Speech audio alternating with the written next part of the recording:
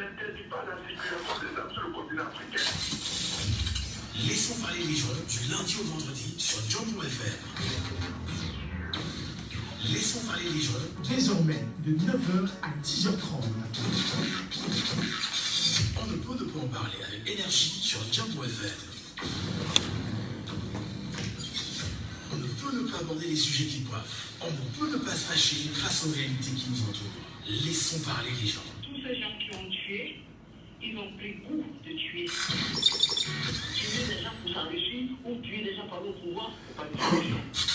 Laissons parler les gens. La libre antenne de votre radio. Parlez sans tabou, sans se pousser. Percer et crever l'abcès. C'est vous qui avez la parole. Pourquoi on n'interdit pas la circulation des armes sur le continent africain? Laissons parler les gens du lundi au vendredi sur Jambo FM. Laissons parler les gens. Désormais, de 9h à 10h30. Bonjour à tous, bonjour à vous mesdames et messieurs, soyez les bienvenus sur notre antenne, bienvenue sur Jambo FM 91 avec Laissons parler les gens, la libre antenne qui vous donne la parole, la libre antenne qui vous donne bien évidemment de scruter la société camerounaise, la libre antenne qui vous donne aussi l'occasion de vous exprimer sans verser dans les jurons communs la diffamation et surtout sans outrage, en direct sur Jambo FM, la libre antenne qui vous donne d'analyser, de laisser vos avis, vos commentaires et surtout de scruter l'avenir que nous souhaitons ensemble pour le Cameroun de demain. Madame, Messieurs, émission mise en onde ce matin par Arnaud Nossi. Je suis Michel Ngachou au micro. Heureux de vous retrouver ce matin. Laissons parler les gens. Premier sujet. C'est un drame exceptionnel. Depuis pratiquement 72 heures, le Cameroun bouge et vibre du côté de Bafoussam avec ce garçon qui a choisi d'en finir avec son papa en plein sommeil. Une question ce matin est de savoir qu'en est-il exactement de l'immoralité au Cameroun et bien sûr comment sauver l'avenir de nos enfants aujourd'hui. Le Cameroun serait-il une poudrière? Le mal est-il aussi profond? Comment analysez-vous cette situation de cet enfant de la classe de 6e à 13 ans seulement qui a choisi d'en finir avec son papa en plein sommeil? Ce matin, on a choisi de vous faire écouter un extrait de l'audition qui lui a été faite. Vous l'entendrez et vous allez bien sûr par la suite analyser. Laissons parler les gens. Deuxième sujet. Jusqu'à quand Paul Atangandji, ministre camerounais de l'administration territoriale, va-t-il fuir? Jean-Michel Nitche le corrige en pleine assemblée nationale sur son projet controversé. Mais bien évidemment, vous l'entendrez, Jean-Michel Nitche, dans la deuxième partie. Et nous prendrons quasiment une dizaine de minutes pour l'écouter sur les propos qui ont été les siens à l'Assemblée nationale. Et face à Atangandji, la lecture des Camerounais, la lecture des citoyens, la lecture de chaque Camerounais aujourd'hui. On le fera dans la deuxième partie. Laissons parler les gens. Libérons la parole.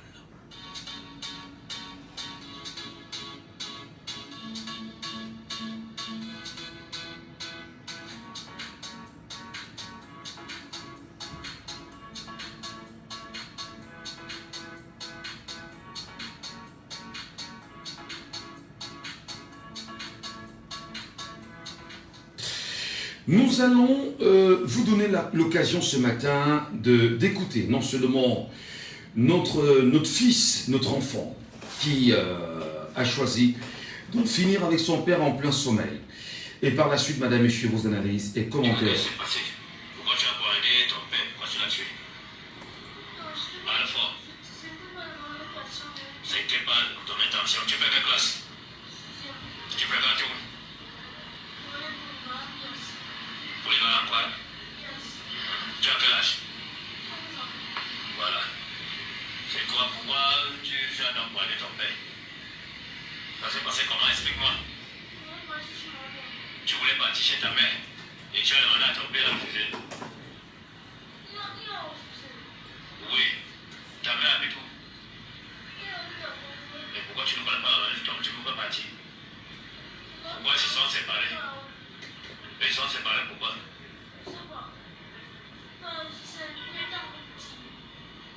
Tu étais encore petit quand ils se sont séparés. Ça s'est donc passé comment? Il était quelle heure? Tu as pris le couteau ou dis-moi, explique-moi comment ça s'est passé. Il était 19h. Ton père, il était où? Il t'avait dormi dans la chambre ou bien au salon? Maintenant, tu allais prendre le couteau. Tu vas pointer où? À quel niveau?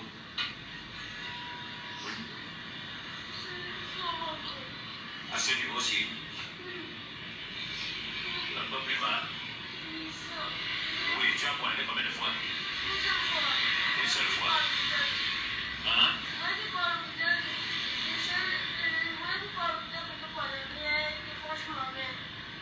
Tu voulais qu'il parle à l'hôpital. Pourquoi pas derrière tu vas chez ta mère? Maintenant, qu'est-ce qui s'est passé?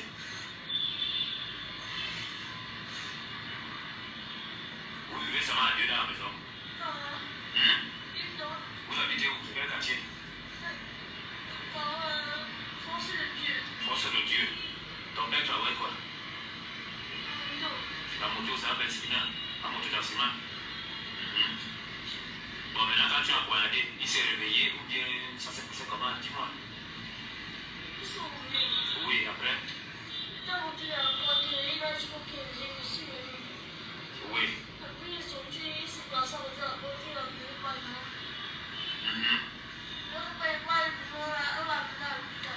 Oui. Oui.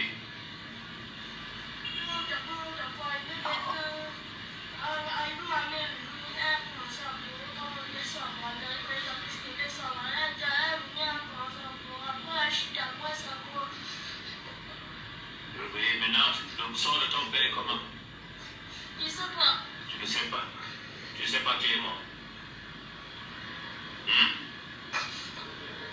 Il est mort. Est-ce que tu regrettes ton geste? Est-ce que tu regrettes ton geste? Voilà, vous l'avez suivi ce matin. Le petit garçon de 11 ans qui a choisi d'en finir avec son père en plein sommeil. Une question ce matin. Sommes-nous responsables de ce qui nous arrive ou encore de ce qui arrive à nos enfants? Sommes-nous responsables de l'immoralité sociale aujourd'hui au Cameroun? Sommes-nous responsables en tant que parents de l'avenir que nous voulons pour chacun de nos enfants? Je souhaite humblement ce matin entendre les parents. On ne fait pas dans la langue de bois. On sait en même temps qu'on peut vivre dans des conditions assez difficiles avec nos enfants. Mais quels sont les éléments d'éducation que nous mettons sur la table au quotidien? Comment nous parvenons à entretenir nos enfants afin de sauver le meilleur fer de lance de la nation de demain? Je souhaite vraiment vous entendre ce matin, mesdames et messieurs. Prenez la peine de nous appeler en direct au 6 74 39 79 04. 6 74 39 79 04. C'est un sujet de société d'une gravité incroyable. 659 92 48 83, 659 92 48 83 ou encore le 654 40 19 13 via WhatsApp. Nous vous écoutons ce matin sur cette question. J'ai déjà Raoul avec moi qui nous suit très loin d'ailleurs du Cameroun et qui probablement lui aussi en tant que parent a entendu cette voix, cet enfant, et qui visiblement est gêné par ce qui s'est passé et les propos. Est-ce que Raoul est avec nous ce matin afin qu'on puisse l'entendre et l'écouter sur cette question-là? Raoul, bonjour à vous et soyez les bienvenus sur Jambo FM. Bonjour Raoul. Merci beaucoup. Bonjour à toi, Michel. Comment vous appréciez cette actualité, ce fait, cet enfant qui a choisi d'en finir avec son père dans le sommeil? Comment vous l'aviez accueilli cette nouvelle, citoyennement parlant? Je voudrais d'abord mettre que ta mémoire, quand tu dis qu'il a décidé de finir avec son père, c'est comme si on l'accusait d'emblée. Bon. Il a commis un geste, je me dis, il faut qu'on essaye de déblayer le terrain. S'il a dit non, c'est scandaleux, un enfant qui tue son père, c'est pas normal. Il y a des choses qui ne vont pas. Et quand j'écoute cet enfant, je me dis, mais tiens, je vois là une famille dysfonctionnelle, une famille monoparentale, un père qui vit avec un enfant seul, d'un divorce. Michel, chez vous, combien de parents savent gérer des familles monoparentales? soit la mère seule, soit le père seul. Ça se passe comment? Quelle éducation l'enfant a reçue? Quel genre d'image il vit dans quelle famille? Il voulait revenir avec sa mère. Son père fait le bain de séquille. Il sort le matin à 6h, il revient à 20h. Il est avec lui souvent. Donc, il faut que se poser toutes ces questions-là avant de compter à tout le doigt sur l'enfant qui a tué son père. Peut-être l'enfant là, peut-être il est malade mentalement. Qui sait? Qui sait? Peut-être qu'il est mentalement instable. Peut-être qu'il a une maladie psychiatrique. Peut-être. Et on l'écoute, on l'interroge. Même celui qui l'interroge là, est-ce qu'il est un pédopsychiatre? Est-ce qu'il a fait de la. Comme c'était un grand garçon, on lui dit qu'est-ce que tu fais que ton geste? On dit voilà, Michel, on est dans cette société-là. Il y a quelque chose qui va pas chez nous là. Oui, il y a quelque chose qui est tout par là. Pourquoi on a dit là? Qu'un enfant tue son père, monoparental, il est chez mon père, ils ont divorcé depuis. Est-ce que le père s'est remarié, il vit avec quel environnement? Voilà des questions qu'on va se poser avant même de pouvoir dire que c'était un geste délibéré, c'était un geste. Est-ce qu'il était schizophrène? Est-ce qu'il a écouté une fois qu'il n'a pas dit? Qu'il a écouté une fois qui tue son père? Qu'est-ce qui s'est passé? Michel, il y a quelque chose qui ne peut pas rocher. Il y a quelque chose qui.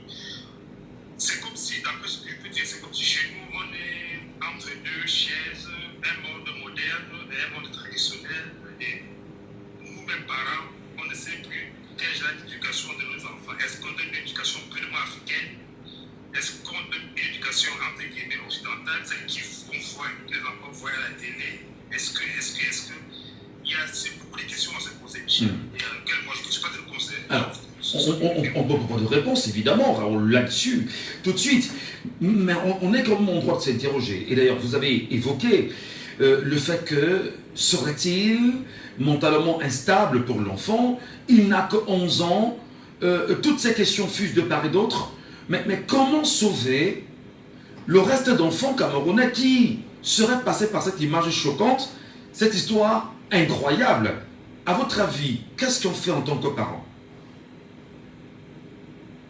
Michel, comment se fait-il que même l'interrogatoire de l'enfant passe sur les réseaux sociaux, il passe en monde de vision? Est-ce que vous avez déjà vu un Occident ici là, quand c'est un enfant, on le protège d'abord, même s'il a commis un crime, on protège l'enfant et son identité et tout, on le protège. Mais là maintenant, on le met en public, on l'entend, d'autres enfants vont entendre ça. Nous, en tant qu'adultes, quelle genre d'éducation on donne à tous nos enfants? Ben oui, parce que Michel, vous demandez comment est-ce qu'on protège d'autres enfants? Nous, adultes, qu'est-ce qu'on a fait pour protéger d'autres enfants en diffusant cela, en montrant des vidéos de cela à d'autres enfants, à nos enfants, nous-mêmes? Michel, Alors, comment est-ce qu'on protège les enfants quand on montre déjà? Je ne peux pas parler, Michel. Alors peut-être pour finir avec vous, Raoul, le fait est suffisamment grave. Oui, vous me retournez la question, Raoul, c'est normal. Peut-être c'est moi qui pose aussi les questions, afin de pouvoir mieux comprendre. Alors, il n'a que 11 ans. Il n'a que 11 ans. Qu'est-ce qu'il peut risquer, à votre avis? Une perpétuité? Je ne sais pas ce que le code pénal dit au Cameroun, mais en tant que 11 ans, je suppose que pour le condamner, il n'a pas de prison pour mineur au Cameroun. Je ne sais pas si les lois criminelles au Cameroun peuvent condamner un enfant de 11 ans. Il faudrait encore savoir, comme j'ai dit au début, est-ce qu'il est mentalement stable? S'il n'est pas mentalement stable, on ne peut pas le condamner parce qu'il a commis un geste, parce qu'il n'est pas mentalement stable, il n'est pas responsable.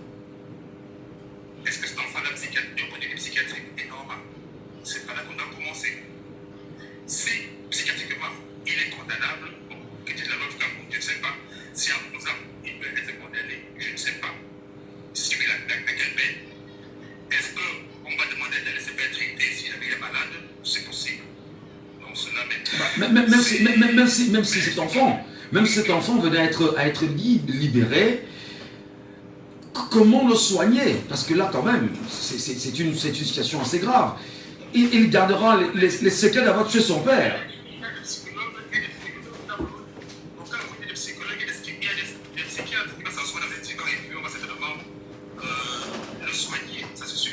Il y a je suppose qu'au Cameroun, il y a des spécialistes en pédopsychiatrie, en pédopsychologie qui peuvent prendre Très bien. Merci. On doit le protéger parce que c'est un enfant, on doit le protéger. Voilà. Merci. C'est la première clé. Merci beaucoup Raoul. Merci infiniment Raoul pour votre intervention ce matin. La toute première d'ailleurs, et vous êtes avec nous en direct. Blaise Noël, lui également a quelque chose à dire sur cette situation. Blaise Noël, bonjour. Bonjour Michel, bonjour aux millions de spectateurs qui nous sont à l'heure actuelle. Comment avez-vous pris cette actualité Blaise Noël? Comment l'avez-vous accueilli? Mais c'est même plus grave, estime. Je ne sais pas comment je peux dire que je l'ai accueilli. Je suis même étonné, je suis même à la limite, même abasourdi. Parce que aujourd'hui, j'ai des problèmes qui me dérangent personnellement. Parce qu'aujourd'hui, tu vois un certain Raoul, mon compagnoniste, qui regarde immédiatement que la condamnation de l'enfant, si on va. Le fait n'est pas de spéculer si on va le condamner. L'enfant est victime de la malconfiance et le mal-être. Il n'y a aucun enfant qui ne faut pas ressembler aussi. Les enfants de riches là. Regarde, nous sommes sans ignorer. Nous vivons dans des pays où quand il y a un tel crime, on cherche à voir les motivations. Qu'est-ce qui a poussé cet enfant pour qu'il en arrive là? Parce que aller jusqu'à tuer son père, c'est vraiment gravissime. Ça ne s'explique même pas. À 11 ans, ce n'est pas un enfant de 6 ans, 5 ans qui ne connaît pas ce qu'il fait. 11 ans connaît bien son père. 11 ans connaît bien ce qu'il pose comme l'acte. Mais ici, tu vois une femme qui a 3 enfants avec un monsieur. Ils vivent séparés. Et les enfants ont grandi avec la maman. Les enfants ont grandi avec la maman. Quel est le discours que la maman tient aux enfants à l'égard de leur papa? Maintenant, toi, comme tu crois que tu peux gagner le monde, tu ne peux pas gagner le monde. Tu prends l'enfant, tu veux essayer de redresser l'enfant. En voulant redresser cet enfant, l'enfant t'a vraiment accompagné à ta dernière demeure. Alors, je voudrais rappeler que Raoul tout à l'heure n'a pas condamné l'enfant. Raoul se posait des questions simplement. Raoul voulait bien comprendre qu'est-ce qui peut justifier de tes actes. Il n'a pas condamné l'enfant, pas du tout.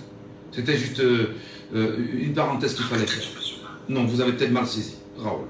Allez-y. Oui. Oui, je me suis mal compris, je m'excuse. Bon, comme je disais là, tout ceci là, si vous jetez le dos sur quelqu'un, je vous jure devant Dieu des hommes, il y a 2 facteurs. Le premier facteur, c'est d'abord notre gouvernement.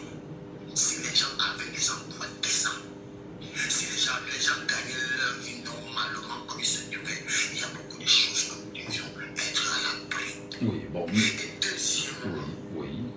la maman, à 99%, c'est rien logique. Parce que nos femmes d'aujourd'hui, c'est des discours criminels à l'égard de leur mari ou bien le père de leurs enfants. Du simple prétexte. Peut-être que l'homme n'a pas assez de moyens pour satisfaire son besoin d'existence à l'état libre, qu'elle pourra joindre les petits bouts, pas les 2 ou les 10 bouts, parce qu'elle va gérer pour gérer bien, gérer les gens. Tout ça pourquoi? Et quand vous voulez même partir, même parfois, abandonnez les enfants pour partir. Abandonnez les enfants pour partir. Les enfants qui ont été élevés par le papa ont la mentalité différente que les enfants qui ont été élevés avec la maman. Ça, je vous le jure. Je vous le jure. Ici, nous voyons encore une femme divorcée dans le pays où nous vivons. Elle abandonne les enfants au pays. Voilà. Elle ne parle pas avec les enfants parce qu'elle se campe pas avec les enfants. C'est une charge. Voilà. Merci beaucoup Blaise Noël pour votre approche ce matin sur la radio Job FM. C'est une question quand même assez sensible, hein, extrêmement sensible. On a envie de comprendre. Allô, bonjour. Allô. Bonjour, monsieur Michel. Bonjour, monsieur Saban. Bonjour à vous. Bienvenue ce matin. Votre analyse. Parce que le pétrole pour nous, nous serons dans au quartier. Alors, monsieur Michel,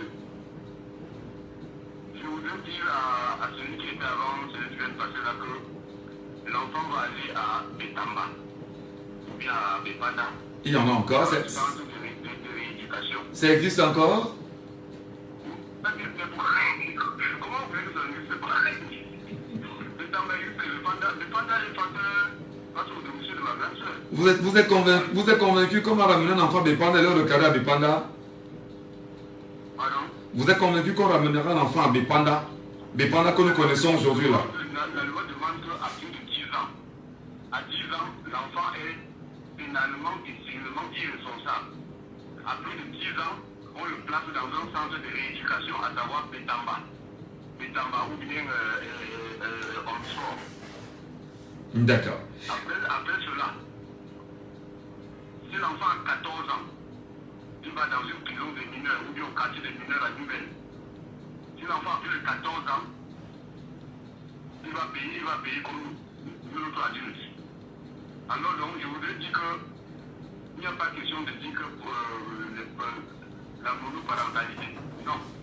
Pour ma maman était élevée par sa grand-mère. Il est arrivé chef de l'État. Il faut connaître cette histoire-là. Ici aussi, M. Michel, j'entends certains langages tous les jours. C'est des bonnes techniques, et nous, les bonnes. On accouche l'enfant, on accouche à son cœur. L'enfant a un cœur. C'est le parent qui est le cœur de l'enfant. Vous accouchez votre enfant, vous dites que l'enfant doit faire, si il fait du n'importe quoi, vous dites que non. C'est pas moi qui ai accouché son cœur. Ce n'est pas possible. Donc, quand l'enfant se compose, vous savez les poser sur la table, nous ne sommes pas des blancs. Non, attendez. Le langage très populaire, je vais le dire en Mudimba, parce que nous on dit qu'est-ce que en langue Mudimba. On nous demande que Bonti, tu accouches l'enfant, tu n'accouches pas son cœur. Ça veut dire qu'à un moment donné, permettez, je mets de l'ordre moulin. Alors, tu accouches l'enfant, tu n'accouches pas son cœur. Plus tard, l'enfant peut prendre des engagements qui ne soient pas les tiens en tant que parent, qui ne soient pas la trajectoire que tu as définie pour lui. Alors, il a choisi parce que son cœur, quelque chose l'a guidé. Ce n'est pas forcément le cœur du parent. Voilà en fait ce qui se cache derrière cette expression, monsieur Saban. Monsieur Michel, c'est vous qui accouchez l'enfant, ce n'est pas l'enfant qui vous accouche. Nous sommes totalement d'accord. Oui.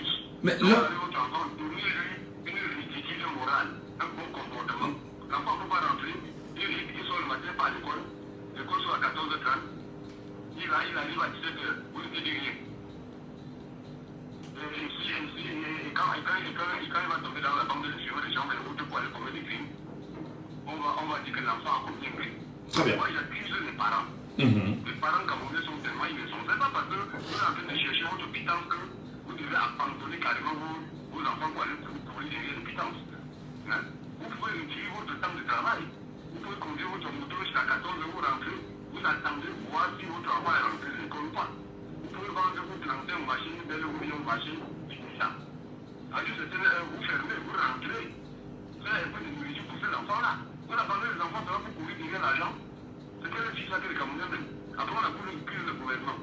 Le gouvernement qui doit venir éduquer chaque enfant dans chaque maison. Hein? L'enfant est là même, il a 11 ans. Il est en 6e. Un enfant tellement intelligent. Vous pouvez le constater. À 11 ans en 6e, c'est vrai. Hein? Oui, c'est vrai.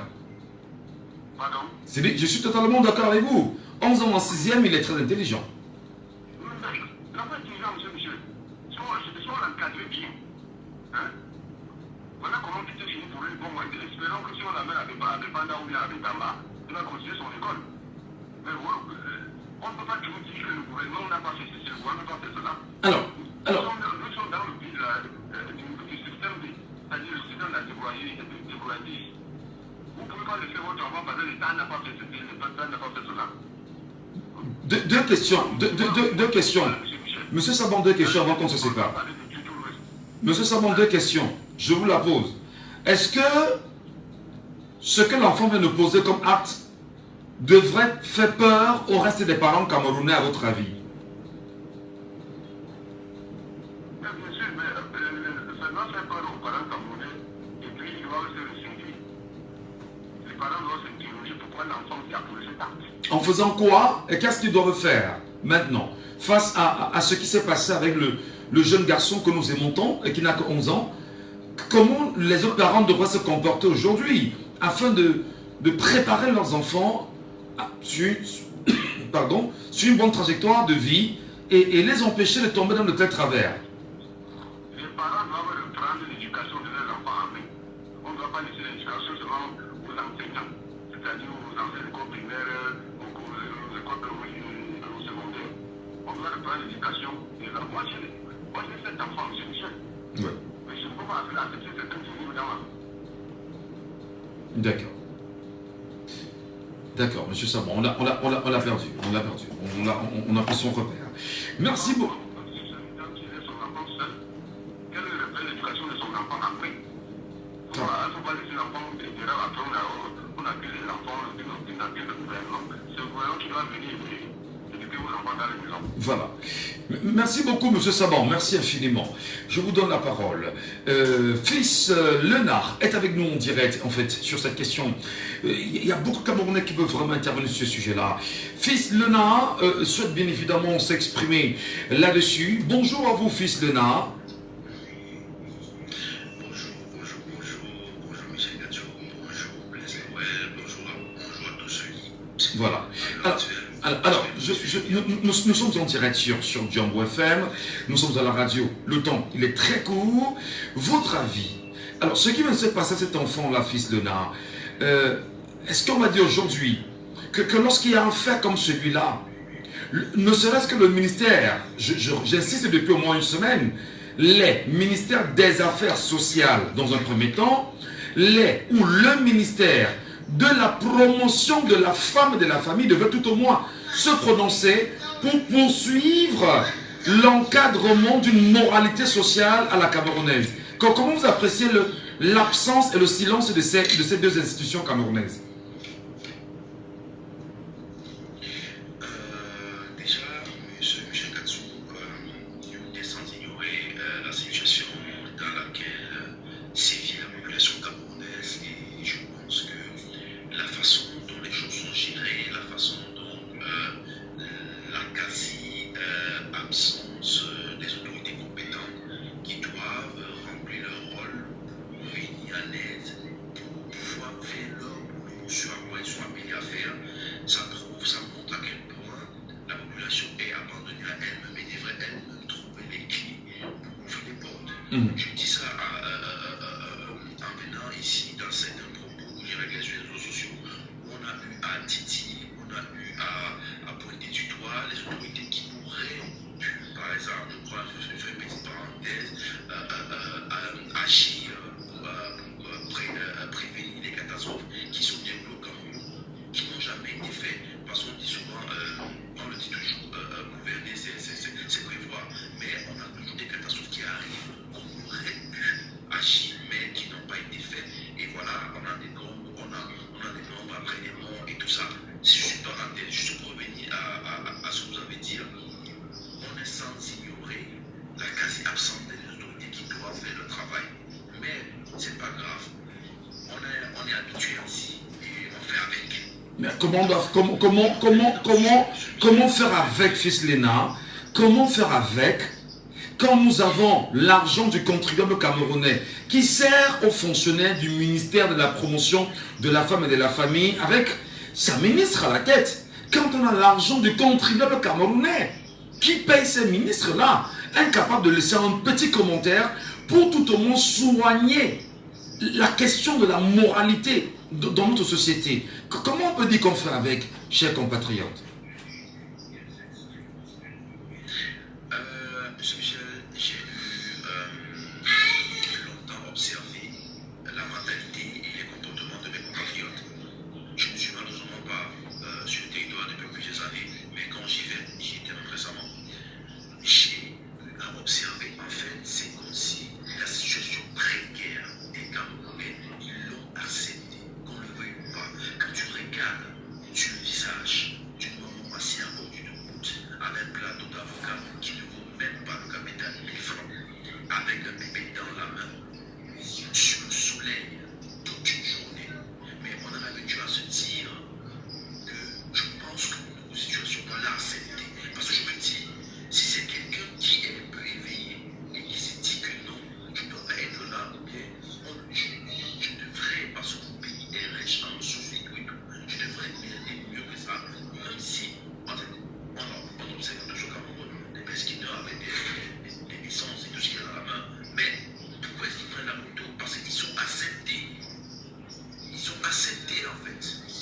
Ils auraient pu faire décider les choses autrement en allant dans les urnes, en se battant pour leur liberté. Je n'en vois pas exploiter la violence pour moi.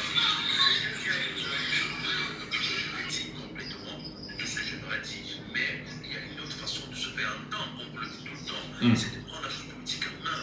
C'est de dire, je veux que les choses changent dans mon pays. Je veux aller voter telle personne. Je veux. Il y a une façon d'amener les choses. Comme vous l'avez dit tout le temps, et comme vous savez, je dis, tu ne fais pas la politique, elle te le fera. C'est une manière très salée. Voilà. Merci beaucoup, fils Léna, pour votre réaction ce matin. Il y a Paco qui est avec nous en ligne depuis un petit moment. On va le prendre. Enfin, prenons d'abord l'auditeur. Et Paco peut attendre un instant. Allô, bonjour. Oui, monsieur Mathieu, bonjour. Bonjour, cher monsieur. Nous appelons Pascal. Pascal, votre lecture de cette situation, cher compatriote, comment vous la voyez? Qu'est-ce que vous en dites? Ce qui, entre autres, pourront tirer vous le doigt accusateur? Le doigt accusateur, je ne peux pas non plus indexer les parents. Oui. Je ne peux non plus indexer les autorités. Monsieur Badou, mon peuple, il faut de connaissance. Si vous n'indexez pas les parents, Je n'indexe pas non plus les autorités. plus les autorités. C'est qui? C'est Dieu? Nous vivons dans un monde actuel qui est tellement compliqué. Si vous n'avez pas vu certaines choses, monsieur Mathieu, de vos yeux, ou entendre ce que vous voyez, vous ne pouvez pas croire que cela peut exister. Monsieur Mathieu, cet enfant souffre en soi. Bien sûr, il peut y avoir beaucoup de facteurs qui viennent à l'origine. D'abord, premièrement, la séparation des parents a un facteur dans la vie des enfants qui écoute beaucoup de choses. Mais quand ça arrive, qu'est-ce qu'il faut faire? On doit gérer comme on peut gérer. Oui. Monsieur Sabam nous dit, il faut frapper le poing de la table, monsieur Badou. Je crois que tous les parents frappent le poing de la table. Mais dans certaines maisons, il y a des enfants qui ont un comportement que, soit que vous frappiez, monsieur Badou, soit vous tuez cet enfant, soit vous tapez cet enfant, l'enfant ne comprendra pas. Pas parce que l'enfant le fait volontairement, monsieur Badou. N'oublions surtout pas, ne faisons pas comme si nous sommes des guerres. Il y a des enfants qui sont gâtés même depuis le ventre, je vous le dis. Il y a des enfants qui sont gâtés après leur naissance. Et quand on parle de gâtés, ce n'est pas du côté physique, c'est du côté spirituel. Et nous sommes tous sans oublier que la vie est d'abord spirituelle avant d'être physique. Absolument. Il est préférable d'être en prison physiquement que d'être en prison spirituellement, M. Badou. Parce que quand vous êtes déjà en prison spirituellement, tout votre être, vous ne pouvez rien faire de bon dans votre vie. Un bandit ne vole pas la poubelle. C'est pour vous faire comprendre que cet enfant à l'âge de 11 ans, il est déjà en sixième, vous avez bien confirmé, il est intelligent. Ça veut dire que même le démon, même le diable aime ce qui est bien. Dans beaucoup de foyers, M. Badou, je vais vous faire comprendre quelque chose que peut-être vous ignorez. Le diable n'aime pas la famille. Le diable n'aime pas le mariage. Dans des foyers, vous allez voir comment le diable colle la tête du père avec la mère, colle la tête de l'enfant avec le père, colle la tête de la fille avec la mère. Son seul effort. Et quand un diable est déjà installé dans une famille, qu'on va appeler le Goliath, cette famille ne pourra jamais trouver la paix. Ils vont vivre que dans les ténèbres. Il n'y aura rien de bon dans cette famille. Comment voulez-vous me faire comprendre qu'un enfant de 11 ans avec des voix, avec des esprits, a pu poignarder son père?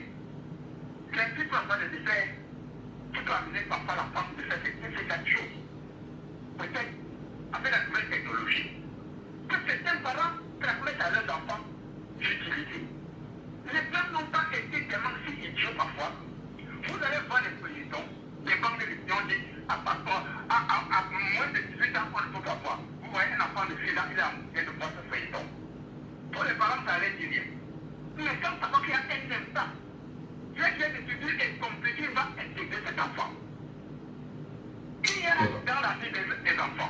Pour chuter Pascal, parce qu'il y en a qui veulent vraiment intervenir. Oui. c'est ça. Il faut chuter. Je voulais oui, vous le dites.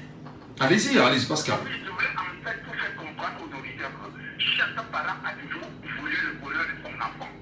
Et quand on accouche un enfant, comme on le dit toujours, on accouche à son cœur. Si nous avons un enfant qui est dans la maison, ce n'est pas parce que nous avons été trop forts. Ce n'est pas parce que nous sommes un parent qui est du haut. Mais c'est la grâce de Dieu.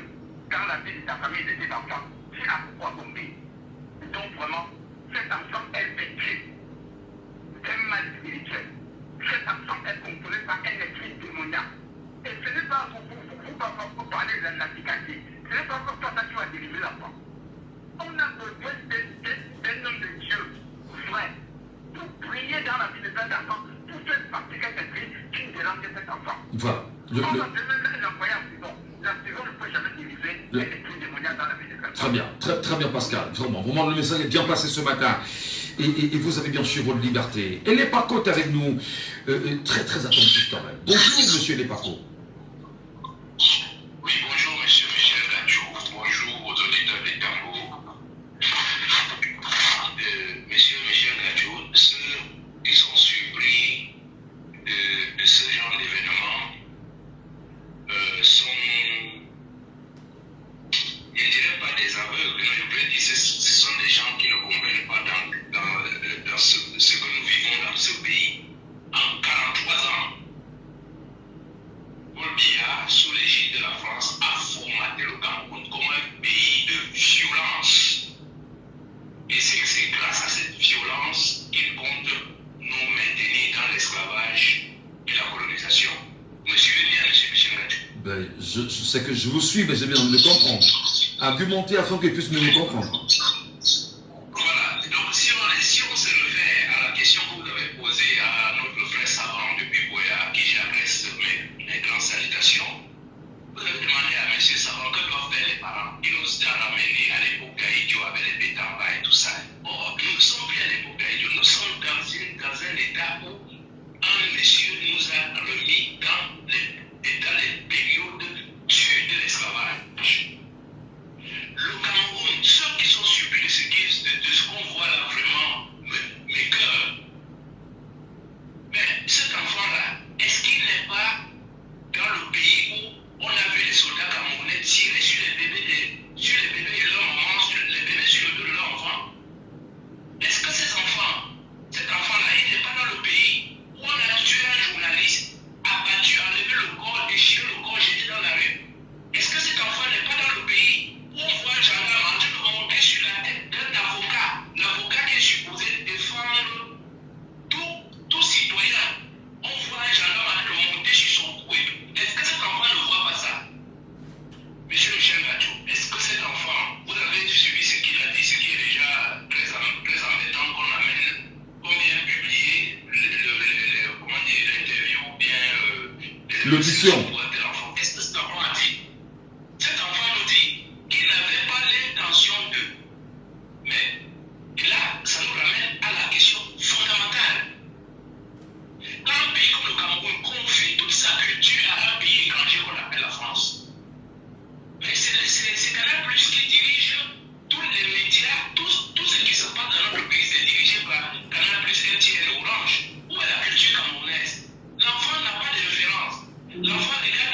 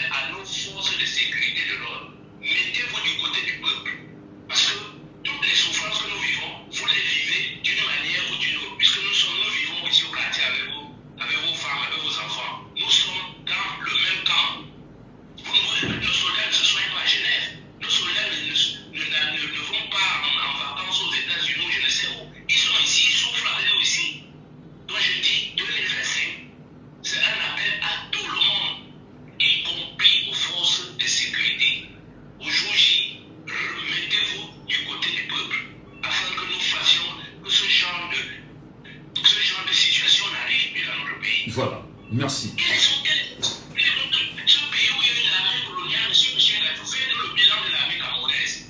Faites-nous le bilan de notre armée. Notre armée n'a jamais tué systématiquement que les Camerounais. Ils n'ont jamais tué un soldat français. Ils n'ont jamais tué un soldat étranger. Ils ne tuent exclusivement que les Camerounais. Bon. Que nos soldats se réveillent. Attendez, peut-être le sujet n'est pas celui-là. On verra prochainement l'ensemble des exactions et des fautes, bien sûr, commises par notre armée pour en débattre un de ces quatre. Vraiment, merci infiniment pour votre analyse ce matin.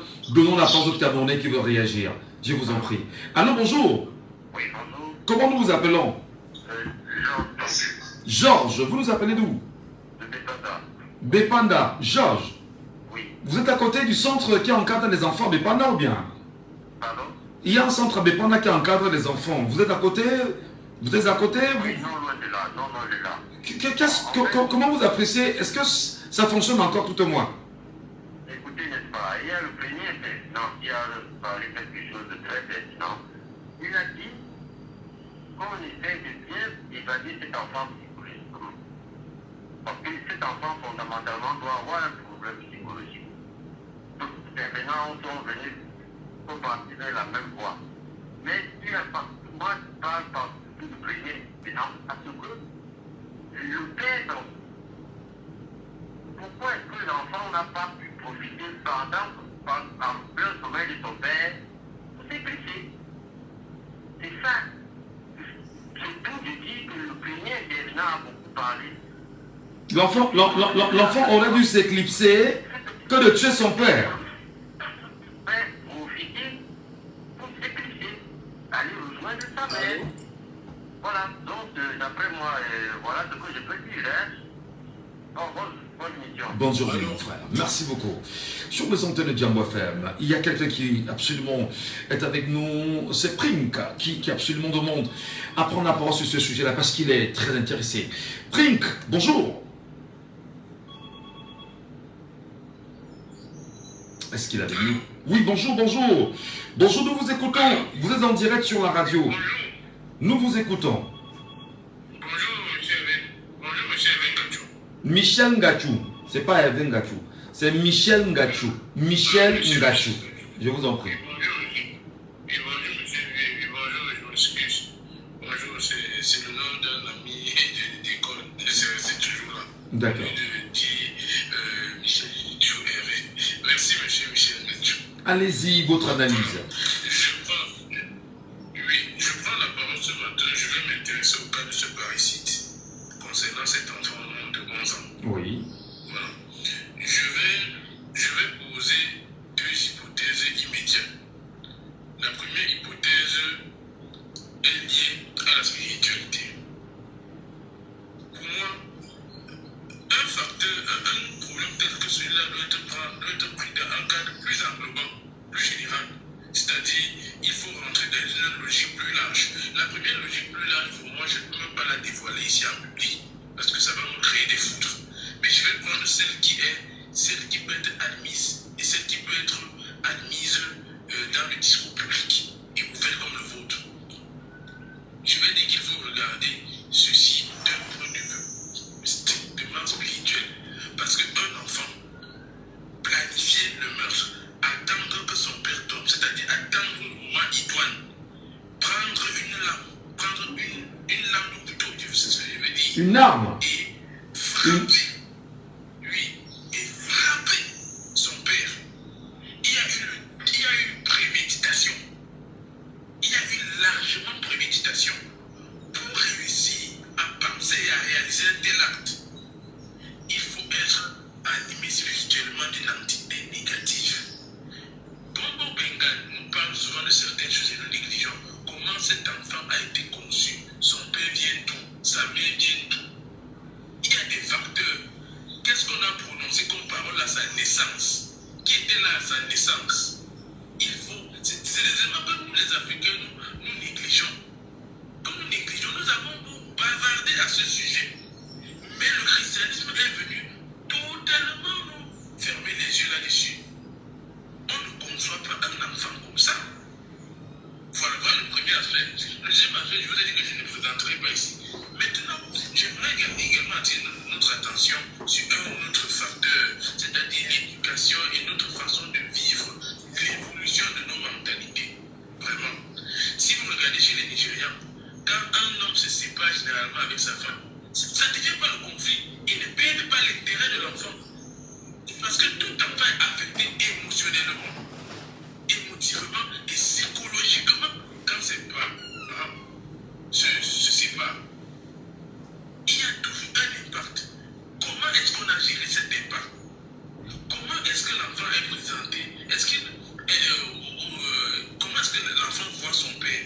Est-ce que son père est quelqu'un qui n'aime pas sa mère? Les garçons sont très attachés à leur mère. Les garçons sont, on parle du complexe d'Oedipe. Les garçons sont très attachés à leur mère. Très très attachés à leur mère. Est-ce que cette séparation n'a pas causé un préjudice, un traumatisme profond chez cet enfant? Voilà les deux. Je vous ai dit que le premier facteur spirituel pour moi, il y a un aspect que je ne veux plus pas évoquer avec lui. Je vais nous attirer tellement de fou. Très bien. Parce que je pense que je ne peux pas me parler de vous. Voilà. Le deuxième aspect est celui que je vous ai dit. On a bien. Oui. Spirituel dans lequel cet enfant est conçu. Et enfin, le dernier là, c'est cet aspect psychologique qui lie l'enfant et le père. Très bien. Le Nigérien, l'enfant est au père et à sa mère. Regardez, je vous prends encore une expérience. Je suis allé en Allemagne, j'ai travaillé en Allemagne.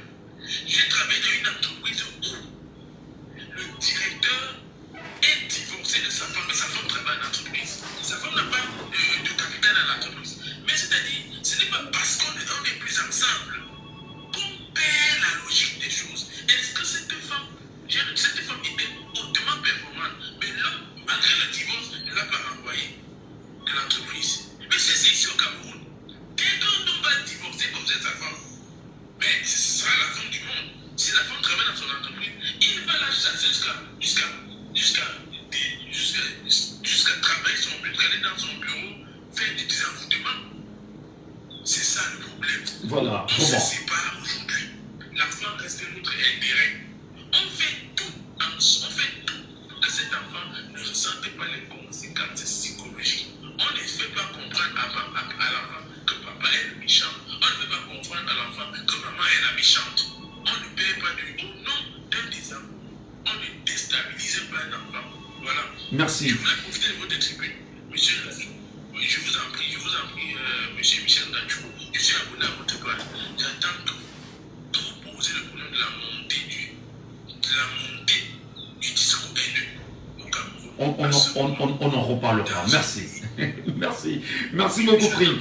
On va le faire. On va le faire. Bonne journée à vous. Vos ancêtres vous bénissent davantage. Merci Vos beaucoup. ancêtres vous fortifient davantage. Il y a une femme enfin qui est avec nous ce matin. C'est une femme, je suppose. Alors, bonjour. Oui, bonjour, monsieur Michel Ndachou. Enfin, on a une voix de femme, une voix de maman, une voix de sœur, une voix d'épouse. Comment nous vous appelons, madame?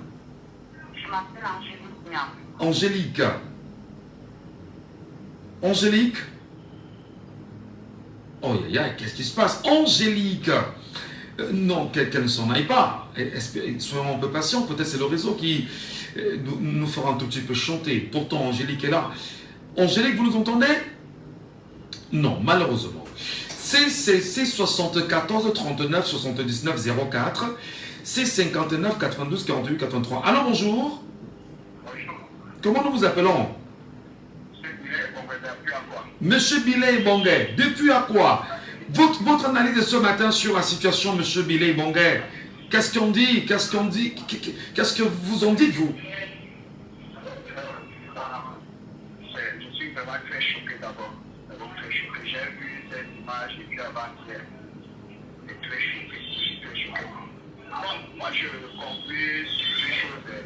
Il y a d'abord le domaine spirituel et il y a aussi le domaine social. Le domaine spirituel, j'ai suivi cet enfant. Je ne sais pas qui le questionnait, c'était le commandant de prière qui le questionnait. Dès la fin, cet enfant, quand le monsieur qui le questionnait, il dit que son papa est décédé. Enfin, tu as commencé à pleurer. Ça ne comprenait rien. Je vous dis qu'il y avait quelque chose qui a poussé cet enfant à faire cet acte. complètement inconscient. Vous croyez que le procureur prendra ça comme vous? Non, non, non. Vraiment, cet enfant ne peut même pas être condamné.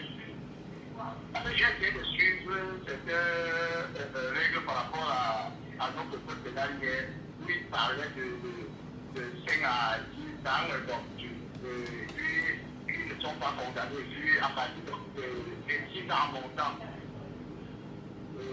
Qu'on va je ne sais pas, où on va l'envoyer dans un centre de réhabilitation, etc. Oui, oui. Oui. Donc je ne vois pas, on ne peut pas le condamner. Mais on ne peut pas le condamner, mais sur sa conscience, il va garder en ligne de mire qu'il a tué son père. On fera comment pour le protéger et l'encadrer? Parce que même l'inspecteur, le monsieur, je ne sais pas si c'est l'enquêteur qui était en train de faire de l'interroger, c'est pas bon. C'est pas bon. Parce que il a interrogé l'enfant qui se dit, l'enfant qui dit que papa je veux que je passe chez maman. Bon, il est arrivé la fille, il a fait le couteau, il voulait nous faire mal. En fait, il dit fuir après. Il sait qu'après son père ira à l'hôpital se faire soigner, il sera qui a fait sa maman. Il lui pose la question. Qu'est-ce qui s'est de ton père? Ton père. Et là où l'enfant s'est découvert. Vous comprenez? Non, quand je disais qu'il imaginait que le président peut tuer son père. Et moi, je vois que la famille, le fait que la... Aïe, aïe, aïe. Le réseau est très, très, très compliqué. Hein. Monsieur Billy Bonga, merci quand même. Hein. Merci vraiment. Allô, bonjour. Oui, bonjour, Angélique. Oui, Angélique. Nous vous écoutons, madame.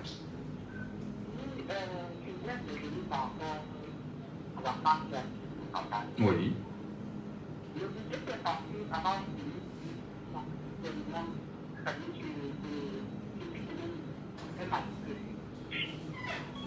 Vous voyez, chez nous, au Cameroun, l'enfant appartient à deux familles. Et quand il y a un moment de séparation, c'est-à-dire le père de l'autre côté va mettre des choses à la tête de l'enfant. Le père? Donc, vous voyez, on ne voit pas le lien de nos enfants, en éducation de nos enfants. Beaucoup d'enfants sont dans le passé ici. Il y a un qui est même devenu enfant de la rue. Il est devenu enfant de la rue. Parce que le père, sa maman, ne pas comme ça. La mère aussi, qui n'a pas les moyens de l'enfant. Ça va se passer dans le temps. Oui, mais attendez, madame. Attendez, Angélique. Angélique, vous croyez... Allô, Angélique? Angélique? Vous croyez que c'est un problème d'encadrement de l'enfant au sein de la famille souche, c'est-à-dire son père et sa mère, qui devaient se mettre ensemble et mieux l'encadrer, premièrement, c'est ça? Voilà. Alors, autrement dit, Angélique, vous êtes une maman. Est-ce qu'à un moment donné, certaines de nos mamans, de nos femmes, de nos soeurs, de nos épouses, ne sont pas celles-là qui tiennent la manivelle de l'empoisonnement psychologique de l'enfant vis-à-vis de papa? D'accord. Moi, particulièrement, je ne sais pas. J'ai des enfants qui ont été préparés de leur. Oui, mais ça c'est vous. Quand on est capable de prendre nos responsabilités. Parce que ce que vous raison, quand tu te prépares avec la mère de l'enfant, j'ai remarqué que quand la mère de l'enfant ne sort plus, n'est pas plus avec l'enfant. Le père. Le père de l'enfant, pas l'enfant. Quand le père intervient au besoin de l'enfant, il fait un chantage. Il fait un chantage. Oh, si tu ne donnes pas, si tu ne fais avec moi, l'enfant, tu ne peux pas. Et il va raconter une histoire. Maintenant, c'est l'enfant qui fuit. Parce que peut-être la mère n'a pas le moyen pour écouter l'enfant. Et d'ailleurs, l'enfant de bon enfant. Quand je me suis connecté, tu dois aller tuer ta mère, le père refuse. Pourquoi il refuse? Pourquoi il refuse? Ça ne va pas de famille. Moi, je vous appelle ça parce que j'ai je te sens pas que moi, je suis en train d'aider. Si on faillit devenir un enfant de la rue, et être peut-être la cigarette parce que les parents sont amenés d'accord. Voilà. À la il a vu un directeur de société qui travaille dans la société avec sa femme et ils ont divorcé. Voilà. Pourquoi il n'a pas les femmes tout simplement? Mais C'est impossible. Alors, il y a des... Et puis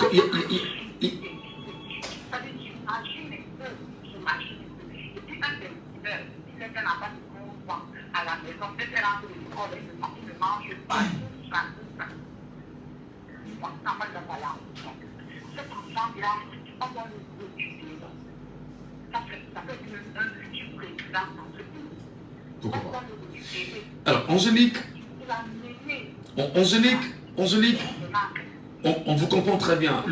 Le temps qui nous est très imparti, voilà, on nous rappelle qu'il faut bien sûr marquer une pause et dire bonjour bien évidemment à Estelle Ngandji. Bonjour madame. Merci, bonjour Michel Gatchou. Alors, beaucoup de réactions ce matin sur ce sujet-là. Peut-être aussi l'occasion de plaider, quand on puisse avoir 2 heures d'émission cette fois-ci, parce que c'est très compliqué. Tout le monde doit réagir. Là, sur TikTok, ils sont près de 49 qui veulent réagir. Et sur Facebook, ils attendent également leur tour. Alors, vous êtes femme, ce sujet-là vous a choqué vous aussi. Oui, bien évidemment, ça m'a choqué, mais je préfère qu'on en parle juste après le flash d'information, parce que là, il est 10 heures. Alors que tu travailles encore l'argent des gens, alors que tu peux devenir boss toi-même, achète un forfait à partir de 200. On va finir l'émission même à 11h30 aujourd'hui. Et tu vas finir l'émission même à 11h30 aujourd'hui. Il faut dire au patron de médias si tu laisses mettre c'est venu clairement lever là. Nous avons clairement le mettre entre nous. Et la femme libérée. Il ne peut pas. Il ne peut pas. Qui dit ça? Il ne peut pas. Il ne peut pas. Parce que moi je me la position, on ne peut pas. La position, non.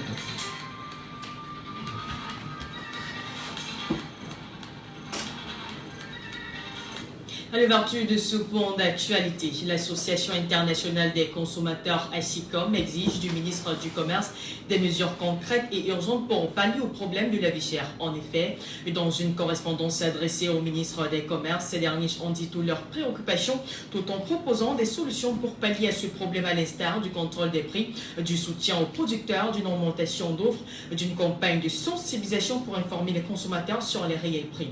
L'association attend dès lors une réponse urgente de la part du ministre des Commerces.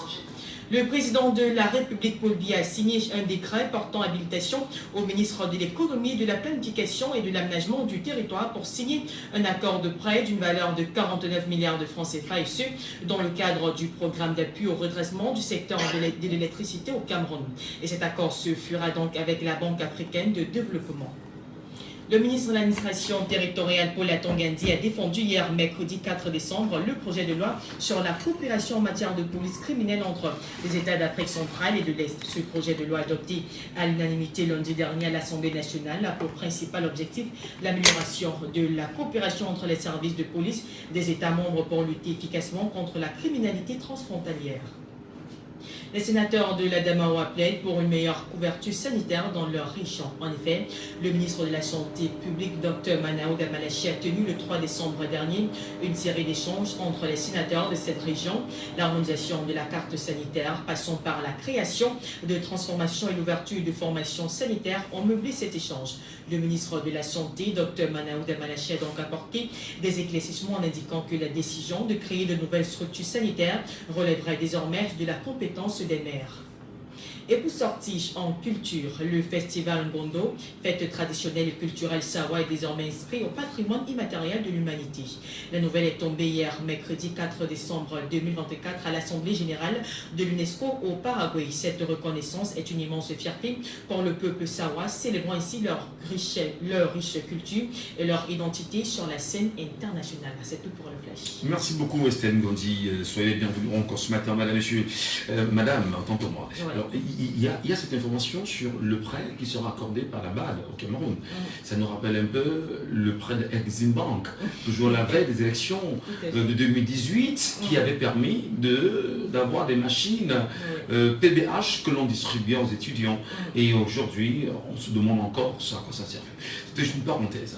Battu des prêts, à la veille des élections présidentielles. Alors, madame, votre point de vue sur la question de l'enfant, vous dites être visiblement choqué vous aussi. Oui, tout à fait. Depuis qu'on a écouté, on a appris cette nouvelle, ça nous fait vraiment chaud au cœur parce que la première chose qui nous marque, c'est premièrement l'âge de l'enfant. On parle d'un enfant de 11 ans. Alors, ce que moi je voudrais dire, c'est qu'au lieu de vulgariser cet enfant, au lieu de le mettre à la merci de tous, il faudrait que les autorités prennent la peine de protéger cet enfant parce qu'à la vérité, lorsqu'on écoute le témoignage de l'enfant ne sait même pas, il n'a même pas conscience de l'acte qu'il a posé. Quand on annonce que son papa est décédé, il est choqué, il est surpris. Alors, pour un enfant de cet âge, si on ne l'encadre pas psychologiquement, il serait susceptible à l'avenir de devenir, pourquoi pas, un très grand criminel de grande envergure. Donc il faudrait que les autorités prennent la peine d'encadrer cet enfant, et même dans le cadre familial. Et aussi, je voudrais aussi préciser à certains parents qu'il faudrait communiquer avec vos enfants, surtout les parents qui sont dans des foyers divorcés, les parents divorcés. Parce qu'à la vérité, lorsque les parents sont divorcés, le parent avec lequel l'enfant reste a toujours tendance à dénigrer l'autre parent. Oh, c'est pas ça. Vous voyez, par exemple, l'enfant a demandé à son papa qu'il voudrait voir sa mère. C'est pas que je suis en train de prendre le parti de l'enfant. Peut-être le parent a dit à l'enfant que ta mère, peut-être es-tu une prostituée, je dis n'importe quoi. Je sais pas pourquoi tu vas aller voir ta mère, tu n'iras pas là-bas, tu n'iras plus là-bas. Et l'enfant dans la colère, par exemple. Peut-être aussi bien protéger son enfant. Voilà. Tu n'iras plus là-bas. Non, même s'il faut protéger l'enfant, il y a les manières, monsieur Ngacho, de ramener l'enfant. Par exemple, quand un enfant commet un petit vol à la maison, il ne suffit pas de taper l'enfant, voilà, tu as volé, tu te mets à battre l'enfant n'importe comment. Après avoir tapé l'enfant, il faudrait appeler l'enfant, lui dire, voilà, si je t'ai puni, c'est parce que tu as commis quelque chose de grave. Est-ce que tu sais que le vol que tu as commis est un délit grave devant la justice? Demain, si tu grandis, si tu voles, tu seras susceptible d'être arrêté, d'être mis en prison. Donc, il faudrait à la longue répéter cette année. Ça va permettre à ce que l'enfant puisse comprendre. Mais si vous êtes issu dans un foyer, je vais dire ça comment, les parents sont séparés.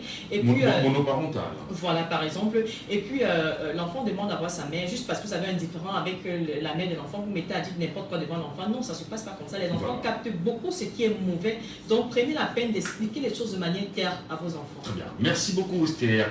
Mais qu'est-ce que nous aussi on dit en tant que père? Moi, je demande, rentrez toujours tôt à la maison. Voilà, ne dormez jamais sans discuter avec vos enfants et dans un cadre très paisible. Prenez la peine d'écouter les enfants. Toujours, pas parce qu'ils sont des enfants, même si c'est qu'ils vous n'ont pas le droit des explications. Même si c'est qu'ils vous disent ne peut être de nature vraiment à être très agréable, écoutez-les quand même et donnez-leur des réponses à leurs inquiétudes. C'est très important. Merci pour la précision. Et surtout, n'oubliez pas que lorsque vous avez un enfant entre 0 et 11 ans, c'est là que tout se joue en matière de ciment de l'éducation. 11 ans passés, quoi que vous ferez, si vous n'étiez pas là au départ, vous ne pourrez rien faire. Voilà, ça devient très compliqué. Donc, vraiment, dire aux mamans, c'est pas parce qu'on quitte le père qu'il va falloir diaboliser le père devant l'enfant. Dire au père, c'est pas parce que c'est notre maman qu'il faut diaboliser la mère devant l'enfant. Protéger des enfants autant que vous pouvez, le faire, parce que vous serez fiers demain du produit que vous avez donné. Merci beaucoup, Esther. Je disais que je plaide encore qu'on ajoute 30 minutes à cette émission. Le sujet est tellement pertinent. Non, je plaide parce qu'en fait, Anno m'a dit que l'on ne pourra pas. Je lui dis, mais non, je pourrais. Je lui fais savoir que c'est possible. Donc, il n'y a rien qui soit impossible à celui qui veut. Voilà, merci beaucoup. Allez, on part dans un instant, madame et monsieur, du deuxième sujet, en très peu, dans un très court instant. Michel, tu as oublié de dire ça. Tu as oublié de dire ça là. Non, non, c'est pas ça que je passe au message. Amour, agir. Mais je veux que tu le dis. Maintenant, c'est juste pour te rappeler que quand tu veux. Je n'ai pas mal fait de télé. Il ne fallait pas dire ça là. Non, il n'y a rien de mauvais. Non, je sais pourquoi je parle. Il n'y a pas de mauvais. Je m'écris.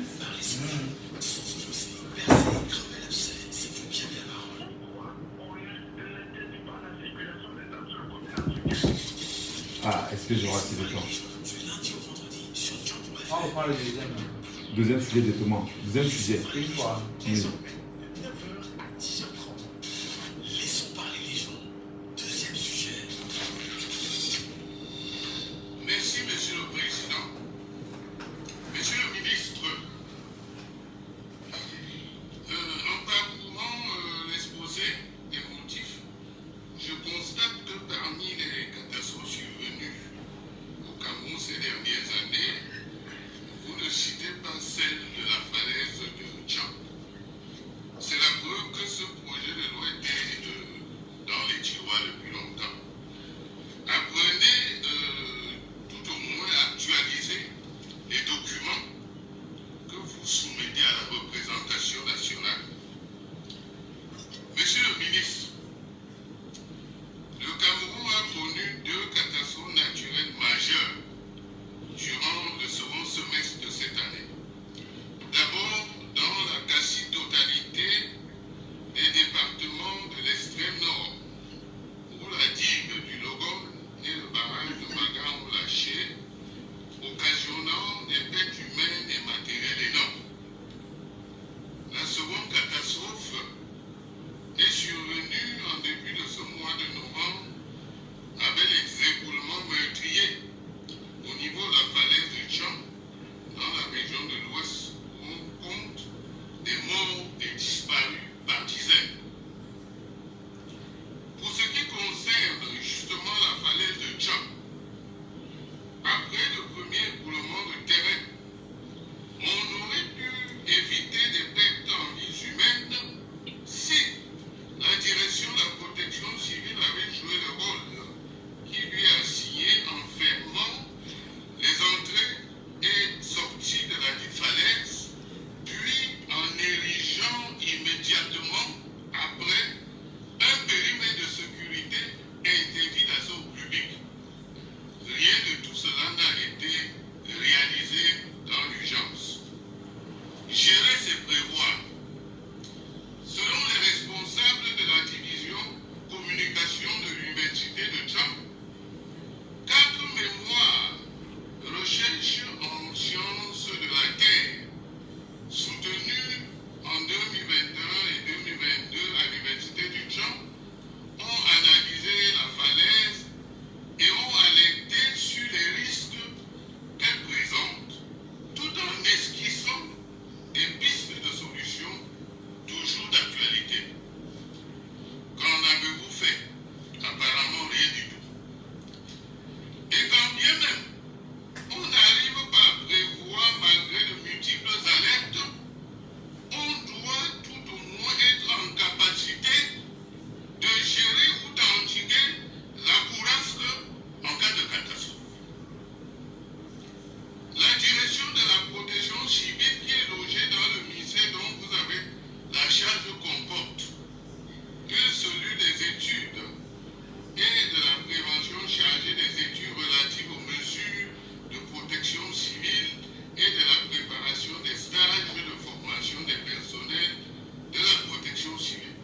Une sous-direction de la coordination et des interventions qui est chargée entre autres de l'organisation de l'assistance, de la coordination des moyens mis en œuvre pour la protection civile, ainsi que de l'examen des requêtes en indemnisation et des aides financières en faveur des personnes victimes des calamités. D'où les questions suivantes. Où sont passées les différentes aides destinées aux populations sinistrées dans l'extrême nord? Dois-je vous rappeler que le ministre délégué auprès du ministre des Finances, M. Yaouba Abdoulaye, a déclaré dans une vidéo devenue virale que les 2 milliards débloqués par le président de la République sont retournés à Yaoundé. Information d'ailleurs confirmée par M. Rodo Marcel, qui a également affirmé dans une vidéo virale que les populations de Vélé dans le maillot d'Anaï n'ont absolument rien reçu de cette aide. Qu'avez-vous fait donc de cet argent, sachant que c'est la sous-direction de la coordination et des interventions logées au ministère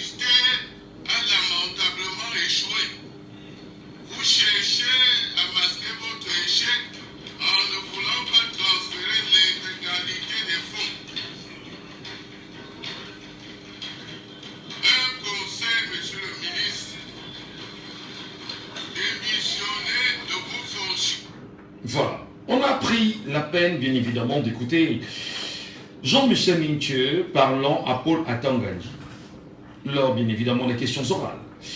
Lors de cette rencontre à l'Assemblée nationale entre les députés et les membres du gouvernement venus défendre leur projet de loi et surtout le budget de leurs différents ministères pour l'année 2025 à venir.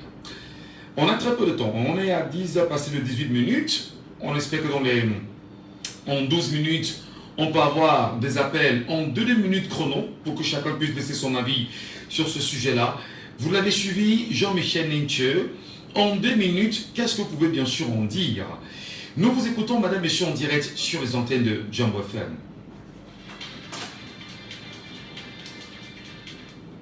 Parlez les gens, libérons la parole. Nous la libérons bien sûr au 6 74 39 79 04, le 6 59 92 48 83 ou par WhatsApp au 6 54 40 19 13. Kevin est avec nous justement en ligne ce matin. Alors Kevin, bonjour. Est-ce qu'il est avec nous? Kevin, bonjour. Oui, bonjour, en 2 minutes. Comment vous appréciez ce que... Nous vous écoutons. Oui, je vous en prie, il n'y a aucun député qui puisse être prévu à l'Assemblée comme monsieur. C'est mon Aïe, la communication, ça s'entrecoupe beaucoup, Kevin. Ça s'entrecoupe beaucoup. Quelqu'un avec nous en ligne? Est-ce qu'il est avec nous? Oui, non. 674. Est-ce que... Alors, malheureusement. 674 39 79 04. 659 92 48 83. Prenons bien sûr l'auditeur avec nous en ligne en 2 minutes chrono. Alors, bonjour. Alors, bonjour. Bonjour, nous vous appelons comment? C'est Rodrigue de Bonjour. Votre commentaire après la sortie de Jean-Michel Ninthieu. Michel Ninthieu. Oui. Si on avait comme ça, au moins 5 députés au Cameroun, c'est que le pays serait bougé. J'ai toujours dit que le seul député au Cameroun, c'est bien le seul au Cameroun, ils sont, quand un Libye s'est aligné un peu derrière lui. Actuellement, ils sont 2. Tous ces machins qui sont à l'Assemblée, là, on appelle les députés. C'est moi qui appelle ça les députés. Ils ne sont pas les députés. Ils viennent seulement s'asseoir. C'est moi où parfois tous ils sont en train de parler. Parfois on parle quelque chose pour le là-bas. Ou parfois tous ceux qui les sommeillent, ils commencent à applaudir. C'est moi une position qui peut se appeler quoi pour pas vous dire. J'ai dit, Jean-Michel Ninthieu est le seul au Cameroun. À part lui, il n'y a plus quelqu'un d'autre. Et moi, j'ai dit qu'il faudrait que le Cameroun le soutienne. Vous avez vu quand il a commencé à parler à Tangadi, vous avez vu comment Tangadi a déjà commencé à passer comme c'était à Télécrise, parce qu'il était mal décrit. Ou il est créé de quoi, parce qu'il était à Télécrise. Ou comment ça l'a rendu froid carrément dans la salle. Michel Ninthieu, moi, il faut qu'on se mette derrière Jean-Michel Ninthieu. C'est le seul qui peut nous libérer dans ce pays là. Il dit bien le seul. Le reste là, c'est les caristes, c'est les hommes d'affaires. Ils importent la maladie en Europe pour venir bénéficier au Cameroun. C'est bon. Merci beaucoup, Rodrigue.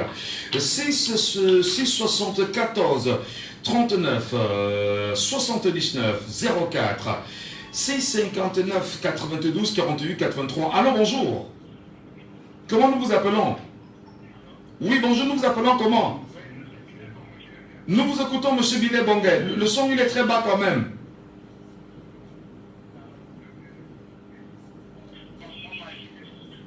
Parlez dans le micro du téléphone, on vous écoutera très bien. Oui, allez-y quand même, allez-y quand même.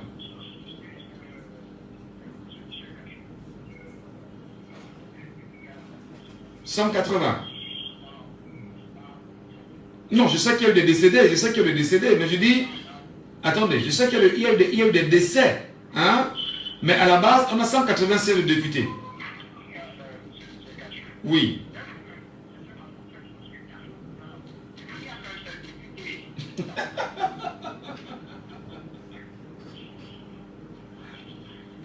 Allô, monsieur Billet Bonguet. Allez-y.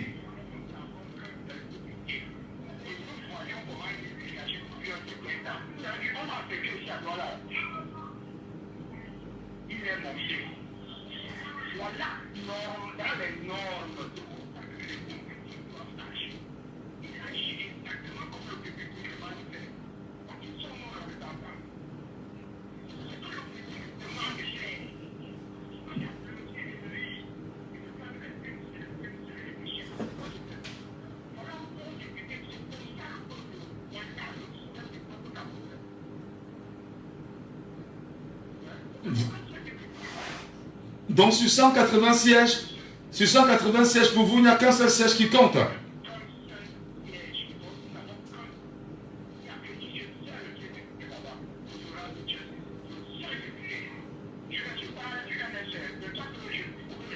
Ben, il n'est pas non plus du MRC.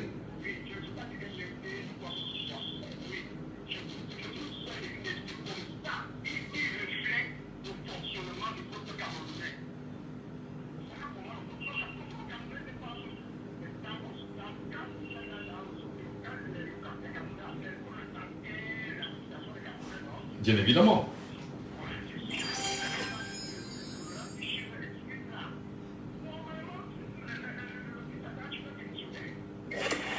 Mais est-ce que justement à ce qui est dit, est-ce que ça ne met pas en mal à Kanganji qui peut être poursuivi et par même, je sais pas, on peut le poursuivre quand même pour qu'il vienne se justifier, qu'il nous dise qu'est-ce qu'il a fait les 74 milliards.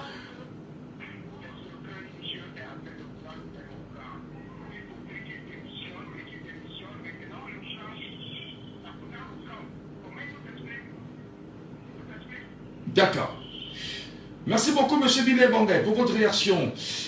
Aussi 74 39 79 04. 659 92 48 83. Appelez-nous également via WhatsApp au 654 49 13. Allô, bonjour. Oui, bonjour, monsieur. Comment nous vous appelons? Raoul Dedea, votre analyse.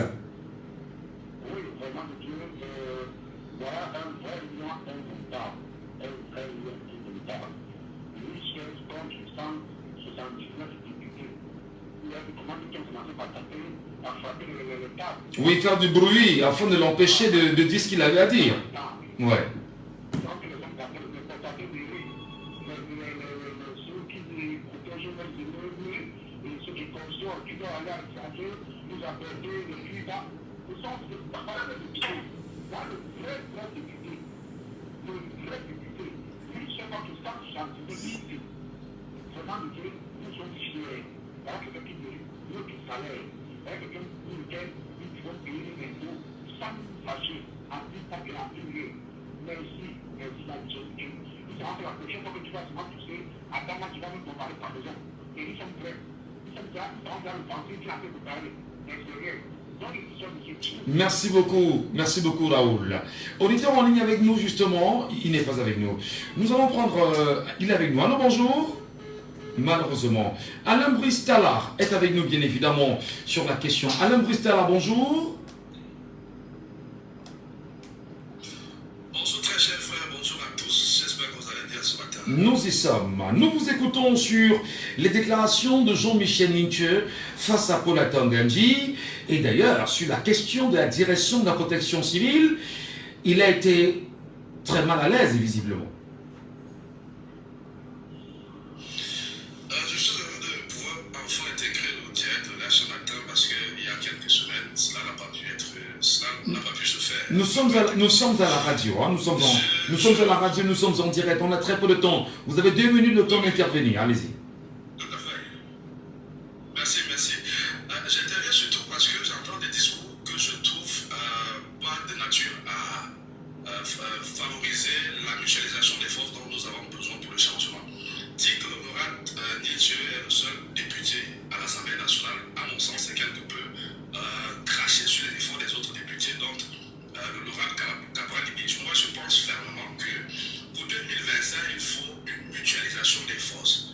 On peut penser ce qu'on veut de certains députés, on peut penser ce qu'on veut de certains acteurs de l'opposition, mais si nous ne parvenons pas à cette mutualisation des forces, je crois que les puissances, les forces que nous avons dans la position actuellement sont l'honorable Cabral-Libidj et le professeur Maurice Kamto. Donc, si nous ne parvenons pas à mutualiser les forces de ces deux mastodontes de la politique au Cameroun, je pense on est loin du débat, on est loin du sujet. Nous parlons bien sûr de la sortie des propos, la déclaration de Jean-Michel Ninche face à Paul Atangandji, face aux députés. c'est de ça, c'est de ça que nous parlons. Pas de mutualisation de force, c'est pas le sujet en réalité. Je vous rejoins, je suis d'accord. C'est un discours qui mérite que nous l'applaudissions, qui mérite d'être applaudi.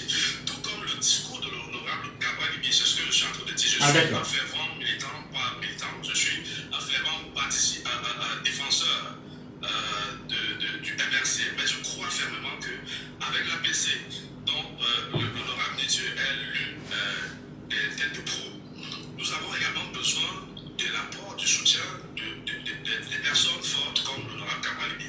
J'applaudis ce discours parce qu'il a mis en mal la personne qui était indexée, notamment le ministre Adam Lanti, dont nous avons pu percevoir la gêne à travers la façon dont il se comportait durant ce discours. Autant que les autres ministres qui ont été indexés par Kabalibi étaient gênés, il est temps que les discours comme cela soient davantage multipliés au sein de l'hémicycle afin que nos ministres, les membres de nos gouvernements comprennent que les députés ne dorment plus. C'est vrai que ce n'est pas nouveau en ce qui concerne l'honorable Dieu. Il en a l'habitude d'indexer, de mettre le doigt où ça fait mal. Mais il faut que les autres députés le rejoignent afin que les lignes puissent enfin davantage bouger au sein de l'hémicycle. Très bien. Merci beaucoup. Alain Brice Tallard, qui d'ailleurs est un confrère également. Merci pour votre brillante analyse ce matin sur notre antenne. Madame et messieurs, nous disons merci. Merci à vous, merci à tous. Passez une... Enfin, il y a un auditeur, un dernier. Allô, bonjour. Rebonjour, monsieur Savant. Vous êtes le dernier auditeur sur ce sujet. Nous vous écoutons. Il a placé du temps. Oui. Le discours de l'honorable Jean-Michel Michel, vraiment, c'est un discours à saluer 1 million de fois. Mais, monsieur Michel, le plan Assemblée nationale doit constituer une commission d'enquête dans le ministère de l'État Tanganyika. Parce qu'on ne peut pas, les détournements comme ça, l'Assemblée qui a excès de détournements, les gens meurent, il y a la protection civile, ils viennent être crachés comme argent. Monsieur Michel, je voudrais parler de vous. Je voudrais seulement demander à nos parlementaires, s'ils sont des vrais parlementaires, comme ce que je vois en France, qu'il y ait une commission d'enquête pour voir ce qui se passe depuis qu'il y a ces 6 milliards dans l'installation du territoire. Et les gens meurent partout. Il faut venir que les chefs de l'État, plus comme ça, avec l'argent de la protection civile. Il ne faut pas que les gens tournent au bout du coup. On est dans un sujet poignant, quelqu'un parle parler de quelque chose à l'aise, c'est normal. Que les parlementaires ont une commission d'enquête parlementaire pour voir d'où est parlé. Parce que chaque année qu'on veut le budget de la position civile, ça part où? Il faut concentrer. Merci, monsieur Michel. Merci beaucoup. Merci à vous, monsieur Savant. Madame, monsieur, merci à chacun d'entre vous. Merci pour la complicité que nous avions créée ensemble. Et parce que chaque jour, vous êtes de plus en plus nombreux à nous écouter. Et nous disons merci. Merci vraiment pour tout. Merci pour votre accompagnement. Je suis Michel Ngachou. N'oubliez pas, je vous le rappelle chaque jour, si vous ne faites pas la politique, si vous continuez à dire c'est la chose des autres, si vous continuez à penser que la politique, c'est ceux qui sont en haut qui font la politique et vous ne devez pas en faire, la politique telle qu'elle est faite ne va que vous broyer. Ouvrez les yeux et allumez mon cerveau. À demain, 9h.